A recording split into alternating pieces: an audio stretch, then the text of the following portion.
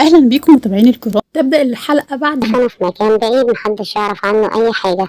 وبعد ما دفنه وخلص قال هو عارف إن الدور المرة الجاية هيكون عليه. أما خضر والسبتي اتربطوا واتكتفوا ومش عارفين يتصرفوا ازاي ولا هيعملوا ايه. وبيجيلهم نصار ومعاه رجالة وبيضربوا الرجالة اللي موجودين برا، وبيدخل عند خضر والسبتي وبيفكهم. ووقتها بيقول له خضر ان هي مقسومة على اتنين وما ينفعش ان هي ليها عدلة تانية غير كده. بيقول له وقتها نصار ان هي المرة دي ربنا سترها، المرة الجاية ما كانش عارف ايه اللي ممكن يحصل لهم. وبيحاول يقنعه ان هما وهم خارجين بيتفاجئوا برجالة تانية جاية تضربهم، لكن نصار وخضر بيقدروا عليهم. اما السبتي بيقف وبيمسك كرسي وبيبقى واقف بعيد. وبعدها بيحاول خضر ان هو يرجع نصار عن اللي في دماغه، لكن نصار بيقوله إن قد إيه ربنا بيبارك له في الحلال، وإن الحمد لله لحد دلوقتي ربنا ما رفعش ستره عنهم. وقتها بيقول له خضر إن كلام الشيخة حنة باين، المرة الجاية هنعمل لك مقام أنت وهي. أما بالنسبة لعيشة بتاخد فارس وبتروح في بيت مدام يسر، وبيكون اليوم ده مراد مش موجود فيه. وفارس أول ما بيشوف البيت بيعجب بيه، وبالذات إن هو جنينة بيسين. ولما بتيجي يسر بيسلم عليها، طبعا فرق شاسع بينه وبين مالك. ولما بيسألوا عن مالك بيعرفوا إن هو بياخد شاور مع الناني.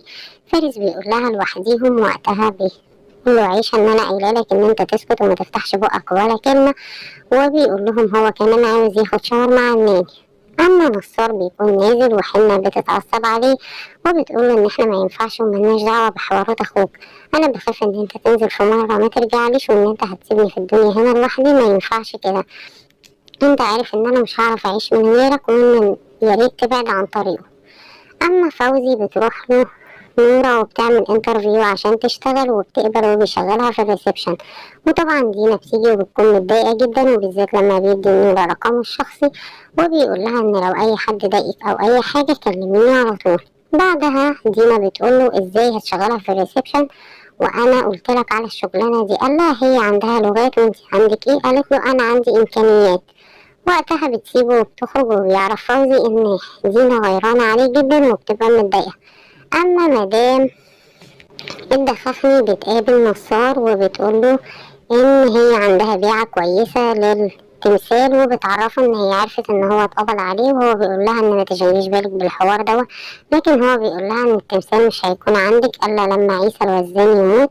لكن هي بتقوله ان هي مش واثقة ان التمثال عنده، وبتديله 10 جنيه وبتقوله لازم صورها لي مع التمثال. وكان خضر بيراقبه وبيعرف كده اتفاق نصار مع مين.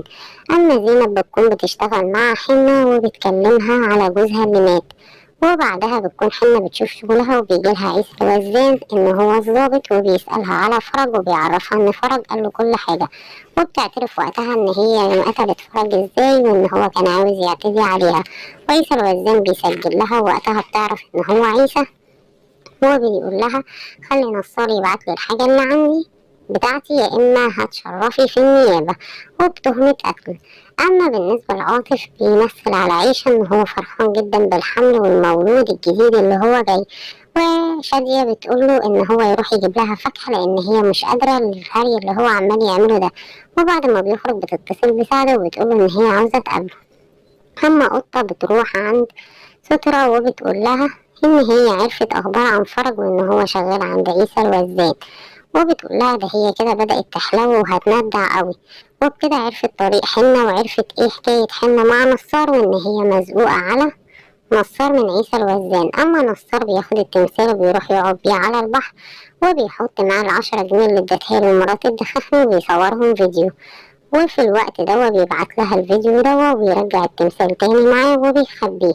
وبيكلمها وبيقول لها ان اول ما الفيديو ما بيوصل لها بتكلم حد وبتقول له انت كده عرفت مكان التمثال فين، فخلص انت بقى وهات التمثال.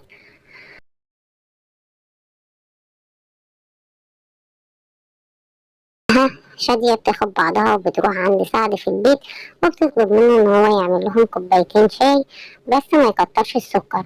وبيقول لها حاضر، بس ايه اللي غيرك كده؟ واول ما بيدخل المطبخ هي بيكون معاها سكينة وداخلة انها تموته. وبكده بتكون حلقتنا خلصت. يا ريت لايك واشتراك.